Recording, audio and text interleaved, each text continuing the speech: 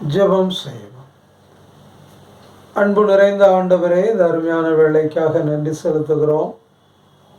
இந்த நாளிலும் உடைய தெய்வீக வார்த்தைகளை சிந்திப்பதற்காக, தியானிப்பதற்காக செல்கிறோம். பரிசுத்த ஆவியானவர் எங்களோடு கூட இருந்து உடைய வேதத்தின் ரகசியங்களை, மகத்துவங்களை எனக்கு விளக்கி காண்பிப்பீராக.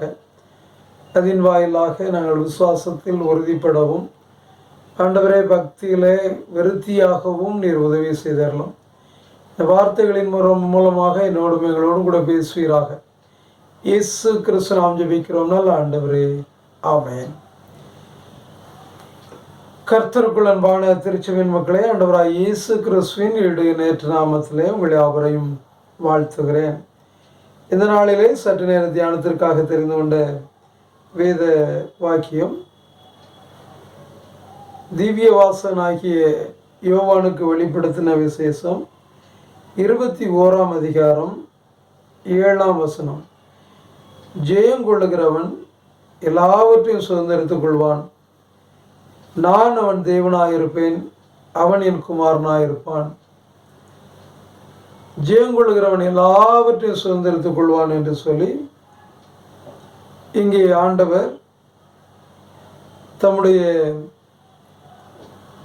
சீசனாகிய யோவானுக்கு திட்டவட்டமாக தெளிவாக கூறுவதை இங்கே நாம் பார்க்கிறோம். இது கிறிஸ்தவ மக்கள் யூத ஜனங்களாலும் ரோம அரசாங்கத்தினாலும் மிகவும் துன்புறுத்தலை சந்தித்த காலங்கள். இந்த காலங்களிலே ஆண்டவருடைய சீசர்கள் ஒருவர் பின் ஒருவராக இரத்த சாட்சியாக மரித்தார்கள், அல்லது ஆண்டவரை மறுதலிக்க வற்புறுத்தியதின் வாயிலாக அவர்கள் ஏற்றுக்கொள்ளாதபடியினால், அதை சம்மதியாதபடியினால் துன்புறுத்தப்பட்டு கொலை செய்யப்பட்டார்கள். யோவானை அவ்வாறு கொலை செய்ய முடியவில்லை. யோவானை அன்றிருந்த ரோம அரசன் அவருக்கு மரண தண்டனையாக கொதிக்கின்ற எண்ணெயில் தூக்கி போட உத்தரவிட்டு, அவ்வாறு கொதிக்கின்ற எண்ணெயில் அவர் போடப்பட்டாலும் அவர் சாகாதபடினால், மரிக்காதபடினாலே அவனுக்கு அது வெறுத்த அவமானமும் தோல்வியுமாகிவிட்டது. எனவே அவன் இந்த பகுதியில் இருந்தால் அவனை நாம் அழிக்க முடியாது, கொல்லவும் முடியாது. நம்முடைய பெயருக்கு, புகழுக்கு களங்கம் ஏற்படுவதற்கான வாய்ப்புகள் இருக்கிறது என்று சொல்லி பத்மதீவுக்கு அவரை நாடு கடத்தி விட்டான். ஆனால் எருசலேமிலே வாழ்ந்த யூதர்கள்,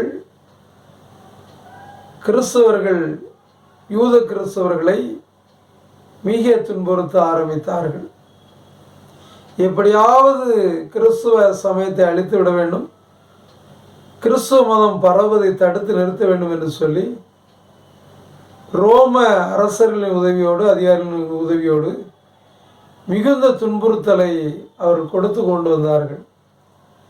அதன் வாயிலாக ஏராளமான கிறிஸ்தவர்கள் துன்புறுத்தப்பட்டு கொலை செய்யப்பட்டார்கள்.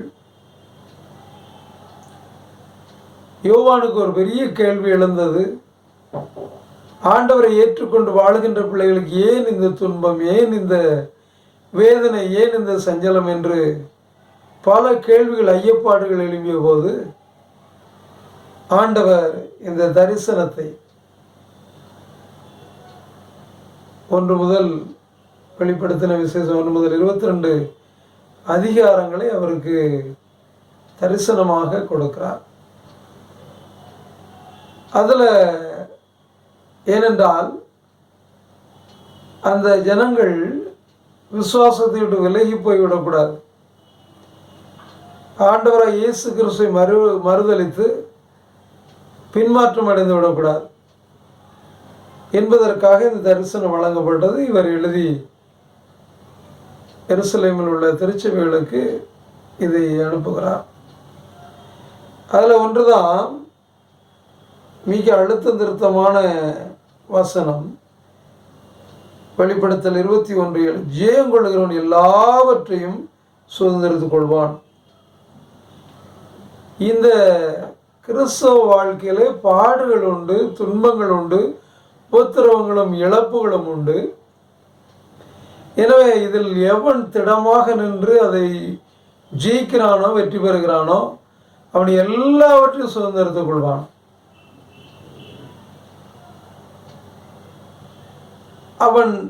அவனுக்கு எது தேவையோ, எது அவசியமோ எல்லாவற்றையும் அவன் பெற்றுக்கொள்வது மட்டுமல்ல, பரலோக ராஜ்யத்திலே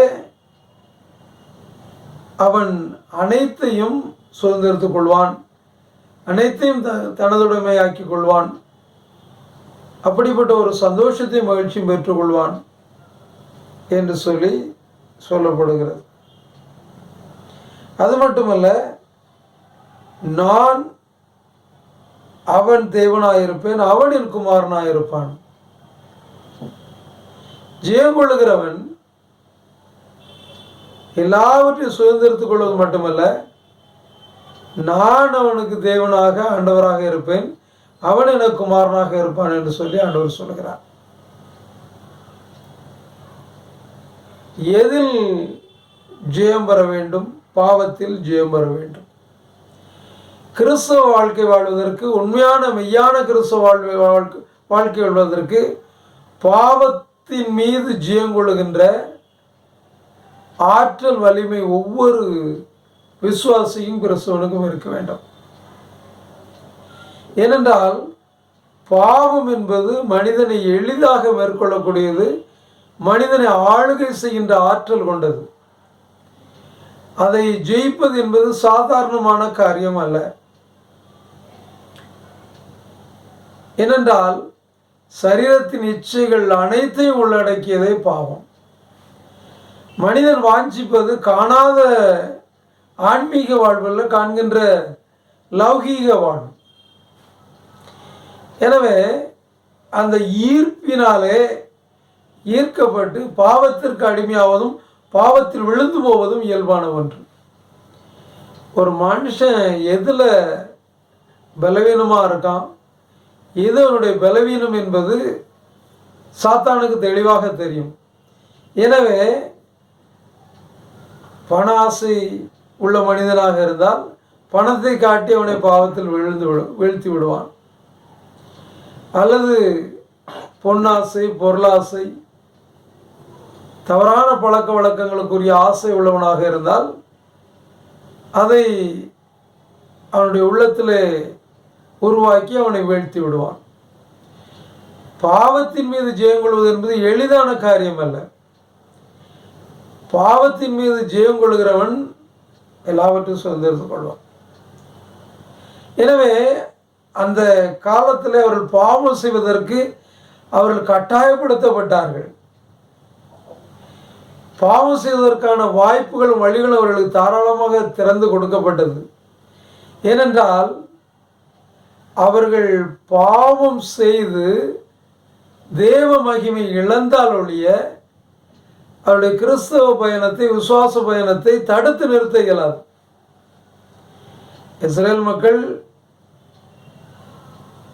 அவர்கள் கானானை நோக்கி புறப்படுகின்ற பயணத்திலே வெற்றியின் மேல் வெற்றி பெற்று முன்னேறி கொண்டிருக்கிறார்கள். பாலாக் பிள்ளையாமை அழைத்து எப்படியாவது அவர்களை நான் ஜெயிக்க வேண்டும், நீ கடவுளுடைய தீர்க்கதரிசி, எனக்கு ஒரு ஆலோசனை சொல்லு என்று சொன்னபோது அவர்களை பாவம் செய்ய பண்ணி தேவ மகிமை அற்றவர்களாக்கினால் ஒழிய அவர்களை ஜெயம் பெறுவது கடினமான காரியம்.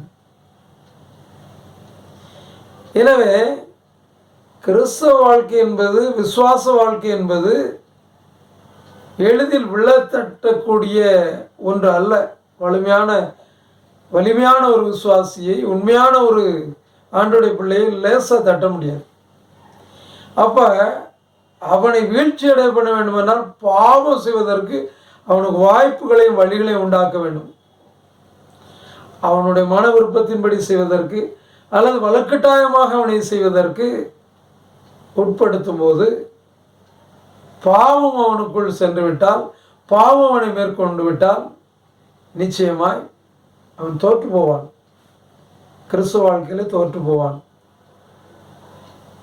அவ்வாறு அவர்களுக்கு வழிகள் வாய்ப்புகள் இருந்தாலும் அதில் அவர்கள் விழுந்து போகவில்லை. அதன் மீது ஜெயம் பெற்றார்கள். பாவத்தை கால்களினால் மிதித்து அவர்கள் ஜெயம் பெற்றார்கள். பாவத்தின் மீது ஜெயம் பெற்றார்கள். பாவம் அவர்களை மேற்கொள்ளவில்லை. பாவத்திற்கு அவர்கள் வழி கொடுக்கவில்லை. பாவத்திற்கு உட்படாமல் பாவத்தை விட்டு விலகி ஓடினார்கள். எப்படி யோசேப்பு பாவத்திற்கு விலகி ஓடினாரோ அதே போல பாவத்திற்கு விலகி ஓடி பாவத்தின் மீது ஜெயம் பெற்றார். ஜெயம் கொள்ளுகிறவன் எல்லாவற்றையும் சுதந்திரித்துக் கொள்வான். பாவத்திற்கு விலகி ஓடிய யோசேப்பு எல்லாவற்றையும் சுதந்திரித்துக் கொண்டது போல முழு எகிப்தையும் ஆளுகின்ற அதிகாரத்தையும் அனுகிரகத்தையும் பெற்றுக்கொண்டது போல எந்த ஒரு மனிதன் பாவத்தின் மீது ஜெயம் கொள்ளுகிறானோ எல்லாவற்றையும் சுதந்திரித்துக் கொள்வான். அதே போல் அன்று முதல் நூற்றாண்டு திருச்சபையில் வாழ்ந்த மக்கள் பாவத்தின் மீது ஜெயம் பெற்றபடியினால் தேவனுடைய ராஜ்யத்தையும் அவருடைய பரமசலாக்கியங்களையும் சொந்தமாக்கி கொண்டார்கள், சுதந்திரித்துக் கொண்டார்கள். இரண்டாவதாக பாடுகளின் மீது ஜெயம். அவர்கள் பட்ட பாடுகள் கொஞ்சமல்ல, பட்ட உபத்திரவங்கள் கொஞ்சமல்ல. அவருடைய வீடுகளுடைய கண்களுக்கு முன்பாக சூறையாடப்பட்டது. அவருடைய பொருட்கள் சூறையாடப்பட்டது. வீடுகள் நெருப்புக்கரையாகப்பட்டது. பிள்ளைகள் கண்களுக்கு முன்பாக கொலை செய்யப்பட்டார்கள். அநேக விசுவாசிகள் சிங்கக்கவியில் தூக்கி போடப்பட்டார்கள். வாளால் அறுப்புண்டார்கள். கொதிக்கின்ற எண்ணெய் சட்டியிலே தூக்கி போட்டார்கள். எவ்வளவு துன்புறுத்தி கொள்ள முடியும் அவ்வளவு துன்புறுத்துதலை அவர்கள் மீது ஏவி விட்டார்கள். ஆனாலும் அவர்கள் அதில் ஜெயம் பெற்றார்கள். துன்பத்தை அனுபவத்தின் வாயிலாக அல்லது தங்களுக்கு அருமையானவர்களை பொருட்களை உடைமைகளை வீடுகளை இழந்ததின் வாயிலாக அவர்கள் மறுதலித்து பின்வாங்குவார்கள் என்று சொல்லி நினைத்தார்கள். ஆனால் கடைசி வரை அவர்கள் பின்வாங்கவும் இல்லை, மறுதலிக்கவும் இல்லை. பாடுகளிலே அவர்கள் ஜெயம் பெற்றார்கள். சரீரத்தில் எத்தனை உபத்திரவங்களை கொடுத்தாலும், எத்தனை நெருக்குதல்களை ஒடுக்குதல்களை கொடுத்தாலும், பசியினாலும் தாகத்தினாலும் மடிந்தாலும், எவ்வளவு துன்பங்கள் அவர்களுக்கு எதிராக செய்யப்பட்டாலும் அவர்கள் முன்னெடுத்து வைத்த காலை பின்னெடுத்து வைக்கவில்லை, ஜெயம் பெற்றார்கள். பாடுகளின் மீது அவர்கள் ஜெயம் பெற்றபடியினால் முதலாம் நூற்றாண்டு திருச்சபை ஆண்டவருடைய அனைத்து சலாக்கியங்களையும் அது சுதந்திரித்துக் கொண்டது. பரலோக பாக்கியத்தையும் பரலோக ஆண்டவர் அவர்கின்ற அனைத்து சலாக்கியத்தையும் அவர்கள் சுதந்திரித்துக் கொண்டார்கள். கிறிஸ்துவ வாழ்க்கையிலே பாடுகள் உண்டு. பஞ்சுமத்தின் மீது நடக்கின்ற வாழ்க்கை கிறிஸ்துவ வாழ்க்கை அல்ல. முட்களின் மீது நடக்கின்ற வாழ்க்கை கிறிஸ்துவ வாழ்க்கை. அனுதினமும் சிலுவை எடுத்துக்கொண்டு நடக்க வேண்டிய செல்ல வேண்டிய பாதை கிறிஸ்துவ வாழ்க்கை. அவர்கள் அதில் ஜெயம் பெற்றார்கள். நாமும் இந்த உலக வாழ்க்கையில் பாடுகள் துன்பங்கள் வரும்போது அது மீது ஜெயம் வரும்போது எல்லாவற்றையும் சுதந்திரித்துக் கொள்வது மட்டுமல்ல, அவர் நம்முடைய தேவனாய், ஆண்டவர் நம்முடைய தேவனாய் இருப்பார், நாம் அவருடைய பிள்ளைகளாக இருப்போம். இறுதியாக பங்களிப்பின் மீது ஜெயம். அவ்வளவு நெருக்கடியான வாழ்க்கை வாழ்ந்தாலும் ஆண்டவருக்கு என்ன பங்களிப்பு செய்ய வேண்டுமோ, என்ன நற்செய்தி சொல்ல வேண்டுமோ, என்ன நற்செய்தியை பரப்ப வேண்டுமோ, அந்த பங்களிப்பில் அவங்க கொஞ்சம் கூட குறைக்கல. தைரியமாய் பிரசங்கம் பண்ணினார்கள், தைரியமாய் நற்செய்தி சொன்னார்கள், தைரியமாய் சாட்சியாய் வாழ்ந்தார்கள். ஆண்டவருக்கு என்ன பங்களிப்பு செய்யணுமோ, திருச்சபைக்கென்று எதை தியாகம் பண்ண வேண்டுமோ, கொஞ்சம் ஒரு துரும்பு கூட அவங்க குறைச்சிக்கிடவே இல்லை. தங்களுடைய தேவைகளை குறைத்து கொண்டார்கள், தங்களுடைய அத்தியாவசிய காரியங்களை குறைத்து கொண்டார்கள். குறைவையும் உபத்திரவத்தையும் அவர்கள் அனுபவித்துக் கொண்டு திருச்சபைக்கும் ஆண்டவருக்கும் செய்ய வேண்டிய காரியங்களை, பங்களிப்பை ஒன்றும் குறையாமல் செய்தார்கள். அதான் ஜெயம், பங்களிப்பின் மீது ஜெயம். பாவமோ பாடுகளோ அவருடைய பங்களிப்பை தடுத்து நிறுத்த முடியவில்லை. கரெக்டாக 100% கான்ட்ரிபியூஷன், 100% பங்களிப்பை அவர்கள் கொடுத்து ஜெயம் பெற்றார்கள். நம்முடைய வாழ்க்கையிலும் பாவம் அல்லது பாடுகள், ஆண்டவருக்கு என்று செய்கின்ற பணிவிடைகளை, ஆண்டவருக்கு என்று கொடுக்கின்ற உதாரத்துவமான பொருட்களை, காணிக்கைகளை, அல்லது ஆண்டவருக்கென்று செய்கின்ற நற்செய்தி பணியை, ஆண்டவருக்கென்று சாட்சியாக வாழ்கின்ற வாழ்க்கையை ஒரு நாளும் மேற்கொள்ளக்கூடாது. அதன் மீது நாம் ஜெயம் பெற வேண்டும். அவ்வாறு ஜெயம் பெற்றால்தான் ஆண்டவர் அருளுகின்ற அனைத்து ஸ்லாக்கியங்களையும் அனுகிரகங்களை நாம் பெற்றுக்கொள்வது மட்டுமல்ல, பரலோக ராட்சியத்தில் நமக்கு பங்கும், பரலோக ராட்சியத்தில் நமக்கு உரிமையும் இருக்கும். எல்லாவற்றிற்கும் மேலாக ராஜாதி ராஜாவாகிய ஆண்டவர், கர்த்தாதி கர்த்தாதி ஆண்டவர் நம்முடைய தேவனாக இருப்பார், நம்முடைய பிள்ளைகளாக இருப்போம். ஜெயங்கொள்கிறவன் எல்லாவற்றையும் சுதந்திரத்துக் கொள்வான். நான் அவன் தேவனாயிருப்பேன், அவனின் குமாரனாயிருப்பான். இந்த சிலாக்கியங்களை பெற்றுக்கொள்ள இந்த உலக வாழ்க்கையிலே பாவத்தின் மீது நாம் ஜெயம் பெற வேண்டும், பாடுகளின் மீது ஜெயம் பெற வேண்டும், நம்மளுடைய பங்களிப்புகளின் மீது ஜெயம் பெற வேண்டும். இவைகளை நம்முடைய சுய பலத்தினால் செய்ய இயலாது. ஆதி திருச்சபையில் வாழ்ந்த மக்கள் பரிசுத்த ஆவியினால் நிரப்பப்பட்டவர்களாய் தேவ வல்லமை பெற்றவர்களாக இருந்தார்கள். அதே போல நீங்களும் நானும் பரிசுத்த ஆவியினால் நிரப்பப்பட்டு தெய்வீக வல்லமை பெற்றுக்கொள்ளும் போது பாவத்தின் மீது ஜெயம் பெற முடியும், பாடுகளின் மீது ஜெயம் பெற முடியும், நம்முடைய பங்களிப்பில் ஜெயம் பெற முடியும். அவ்வாறு நாம் ஜெயம் வரும்போது ஜெயம் கொள்கிறவன் எல்லாவற்றையும் சுதந்திரத்துக் கொள்வான். அவன் என் குமாரனாக இருப்பான், நான் அவனுடைய தேவனாக இருப்பேன் என்று சொன்ன இந்த வெளிப்படுத்தின விசேஷம் 21ஆம் அதிகாரம் 7ஆம் வசனம் நமக்கு சொந்தமாகும். அதை சுதந்திரத்துக் கொள்ள ஆண்டவர் நமக்கு அருள் புரிவாராக. ஆமென். எங்களை நேசிக்கிற அன்பு நிறைந்த ஆண்டவரே, இந்த அருமையான வேலைக்காக நன்றி. ஆதி திருச்சபையில் வாழ்ந்த மக்கள் எவ்வளவு பாடுகள், எவ்வளவு உபத்திரவங்களை சகித்தாலும் ஜெயம் பெற்று எல்லாவற்றையும் சுதந்திரத்துக் கொண்டதையும், நீர் அவள் தேவனாக இருந்ததையும் அவர்கள் நம்முடைய பிள்ளைகளாக இருந்து நாங்கள் பார்க்கிறோம். அதே போல இந்த உலகத்தில் கிறிஸ்தவர்களாக வாழுகின்ற நாங்கள் எல்லாவற்றிலும் ஜெயம் பெறத்தக்கதாக நீர் உதவி செய்யலாம். ஜெயம் கொள்ளுகிறவன் எல்லாவற்றையும் சுதந்திரம் கொள்வான் என்று சொன்ன வாக்கின்படி எல்லாவற்றையும் சுதந்திரத்துக்குள்ள இருந்தான். அது மட்டுமல்ல, ஜெயம் கொள்ளுகிறவனுக்கு நான் தேவனாக இருப்பேன், அவனின் குமாரனாக இருப்பான் என்று சொன்ன வாக்கின்படி நீர் எங்கள் தேவனாக, நாங்கள் நம்முடைய பிள்ளைகளாக இருக்கிற தாரம். திருச்சபை மக்கள் ஒவ்வொருவரையும் ஆண்டவர் ஆசீர்வதிப்பீராக. நீங்காத பிரச்சனை வழி இடத்தில் கூட இருக்கட்டும். எங்களை தாழ்த்தி அர்ப்பணிக்கிறோம், துதிக நம்ம எல்லாவற்றையும் செலுத்துகிறோம். இயேசு கிறிஸ்து நாம் ஜெபிக்கிறோம் நல்ல ஆண்டவரே, ஆமென்.